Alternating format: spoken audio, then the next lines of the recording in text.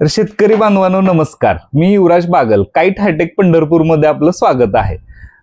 आमच्या परवाच्या व्हायरल झालेल्या रील नंतर आम्हाला हजारो शेतकऱ्यांचे फोन येत आहेत की आमची मोटर कॅपॅसिटरवर चालेल का किंवा कशी चालवू, किंवा काही शेतकऱ्यांच्या अशा कमेंट येत आहेत की आमची मोटर मी आधी कॅपॅसिटरवर ट्रायल केलं आणि जळली। काही एखाद्या शेतकऱ्याचं असंही म्हणणं आहे की मोटर 2 वेळा जळली, 3 वेळा जळली। तर होय, शेतकऱ्यांना ही सगळ्यात महत्वाची गोष्ट आहे। मार्केटमध्ये बऱ्याच गोष्टी आलेल्या आहेत, पण तुम्हाला काय वापरायचं हे तुम्ही ठरवलं पाहिजेत।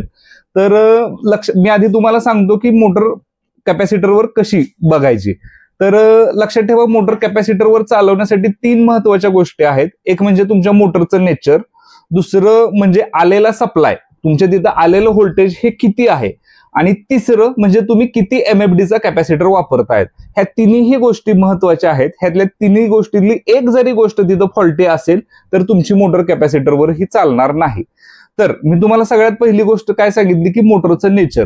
तर तुमची मोटर ही सिंगल फेजला कंपॅटेबल असावी, तिचं रोटरचं डिझाईन, वाइंडिंगचं डिझाईन हे त्या प्रकारे असावं।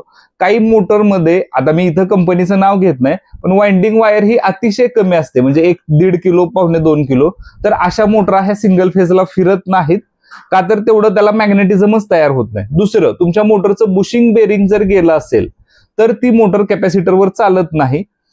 ह्या 2 गोष्टी मोटर बाबत अतिशय महत्वाच्या आहेत। कधीही मोटर खरेदी करताना दुकानदाराला स्पष्टपणे विचारा की मोटर सिंगल फेजवर चालेल का कॅपॅसिटरवर। जर तो हो म्हणाला तरच ती मोटर घ्या।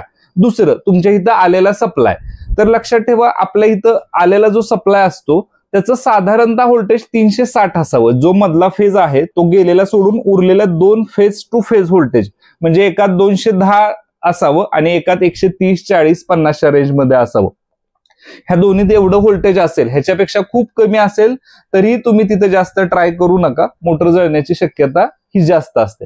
आणि तिसरं, प्रत्येक मोटर, ह्या कंपनी ज्या आहेत कॅपॅसिटरच्या, ह्यांनी वेगवेगळ्या MFD कॅपॅसिटर बाजारात आणलेत। 72, 108, 120, 144, 180, 216, 290 पर्यंत। तर एवढे ह्यांनी का व्हरायटी आणलंय, का तर प्रत्येक मोटरला हा वेगळ्या MFD कॅपॅसिटर लागतो। आपण इथं बसून जागेवर नाही सांगू शकत। मोटर किती एम्पियर खाते कोणता कॅपॅसिटर जोडल्यावर, ह्याच्यावर आपल्याला तो कॅपॅसिटर योग्य आहे की अयोग्य हे कळतं। तर ह्या 3 सगळ्यात महत्वाच्या गोष्टीत, जसं आता लक्षात ठेवा, आपली ही मोटर 3 फेजची आहे, म्हणजे एक फॅन घ्या, त्या फॅनला 3 ब्लेड आहेत। आता हे तिन्ही ब्लेड उत्कृष्ट असतील तर आपल्याला हवा व्यवस्थित येते, पण आपल्याला ही 2 ब्लेडवरच चालवायची मोटर। तर आपल्याला तिसरं ब्लेड काहीतरी तिथं तयार करावं लागतं, म्हणजे काहीतरी आपल्याला तिथं एक तिसरं ब्लेड, आपण भले लोखंडाचं, पत्र्याचं नसेल तर एक लाकडाचं वगैरे जोडून, की जेणेकरून तो फॅन बॅलन्स मध्ये फिरेल आणि 3 फेज सारखं नाही पण थोडं तरी वारं येईल। आता आपण तिथं काहीतरी चुकीचं ब्लेड जोडलं तर तो फॅन कोलमडणार आहे, मोडणार आहे। तसं ह्या 3 गोष्टी ही महत्वाच्या आहेत। आलेला सप्लाय, मोटरचं नेचर आणि MFD, ह्या तिन्ही गोष्टी योग्य असतील तर आपण आता पुढे बघूया। शक्यतो तुम्ही हे जी गोष्ट आहे ही तज्ञ वायरमॅन कडून करा। शेतकऱ्यांनी ही कुठलीही गोष्ट स्वतःच्या हाताने अजिबात करू नका, हे अतिशय रिस्की गोष्ट आहे। तर लक्षात ठेवा, आपण सिंगल फेजच्या ह्या मोटर फेज अर्थिंगच्या कॅपॅसिटरवर चालवतो, तसंच 3 फेजच्या ही चालवतो। हे चालवताना कसं करायचं, ह्या 3 फेजचा सप्लाय आहे RYB। सिंगल फेज लाईट असताना एका फेज मध्ये अतिशय कमी व्होल्टेज येतं आणि 2 फेज मध्ये फुल व्होल्टेज येतं। तर आपल्याला काय करायचंय, अशा प्रकारे मार्केटमध्ये कॅपॅसिटर अवेलेबल राहतात, तो घ्यायचा आहे। साधारणतः 5 HP ला 144चा टचिंगला आणि 120चा रनिंगला। तर तुम्ही हा फुल फेज मधनं डीम फेज मध्ये कॅपॅसिटर जोडायचा आहे। हा मी जसा जोडलाय तो फुल फेज मधून डीम फेज मध्ये जोडायचा। असे 2 कॅपॅसिटर जोडायचे तुम्ही, लक्षात ठेवा, एक टोचनसाठी आणि एक रनिंगसाठी।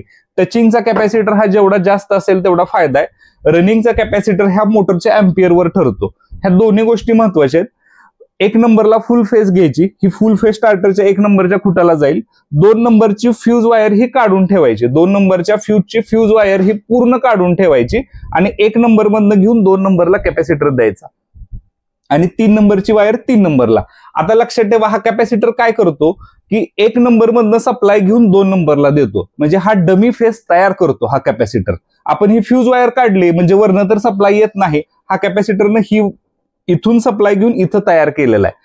आता आपल्या स्टार्टरला तर 3 फेज आले, तुम्ही बल्ब लावून बघू शकता, 1 नंबर, 2 नंबर, 3 नंबर, तिन्ही मध्ये लाईट आली, तिन्ही मध्ये बल्ब व्यवस्थित लागतोय, कारण कॅपॅसिटरनं मधला सप्लाय तयार केलेला आहे।